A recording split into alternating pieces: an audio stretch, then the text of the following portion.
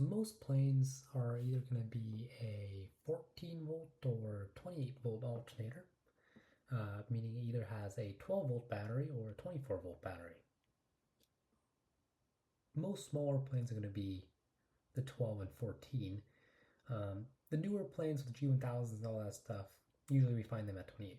But for the most part, we're going to stick with this 14 volt alternator, 12 volt battery.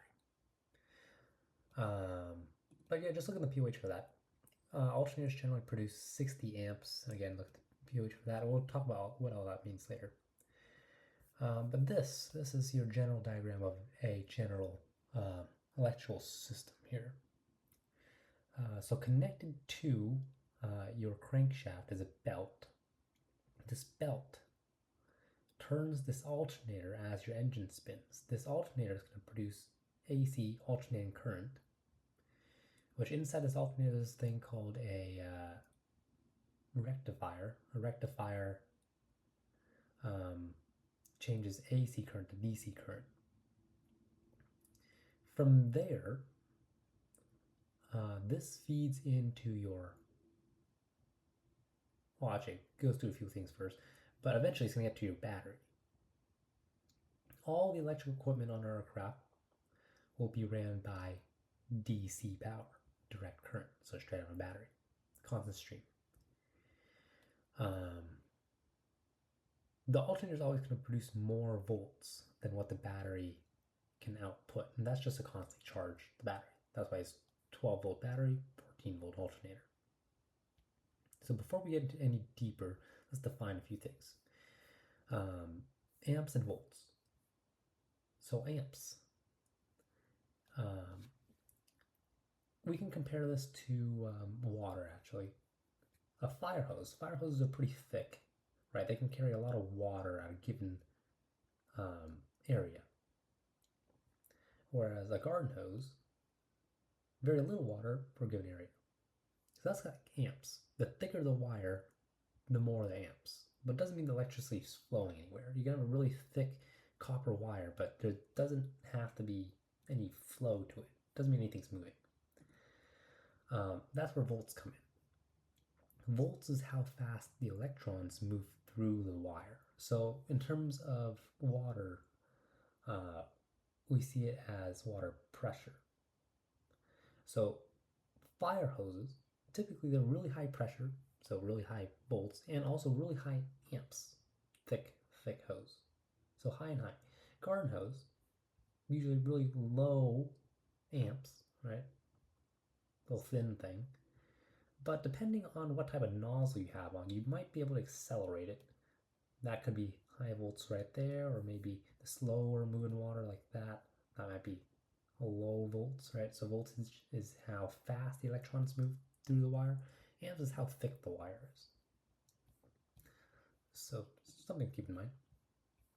All right, so from the alternator, you're going to pass through a thing called a over voltage relay. That kind of tells you what that thing does. The over voltage relay in our aircraft protects our aircraft from over voltage. The moment the over voltage relay senses over voltage, it disconnects the alternator from the entire system. No more power. Battery's powering everything now. So that's how you protect against voltage. We'll talk about how to protect against amps in a sec. So everything here is going to lead up to this bus, the bus bar. All bus is it's a transfer station. It's like a surge protector in your house, right? You plug one outlet into the wall, and you can power a bunch of other things like your computers and all your phones and wires out of it. That's all a bus really is. Connects the main power source to a bunch of other ones. But also in the bus bar, we have circuit breakers. So circuit breakers, this is what protects against over current, amps, right?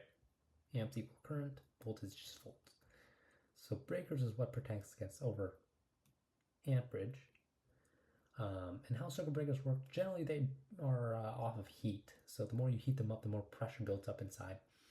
And once it gets to its limit, it pops out, protecting the system from over current. each circuit breaker has a number on it that correlates to how many amps it can protect against. So if you always look at your alternator circuit breaker, it'll say 60 because your alternator produces 60 amps. Lights and stuff, maybe like 5, something like that, something small. Cool, so that's your circuit breakers, that's what they do. Main bus bar, battery, DC current. Let's see, anything else?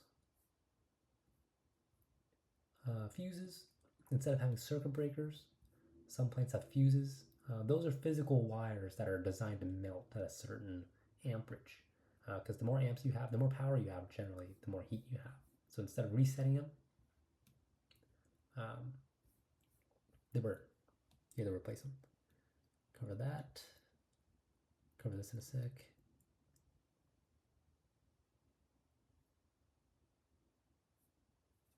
Cool. Oh, I'm going back to circuit breakers here.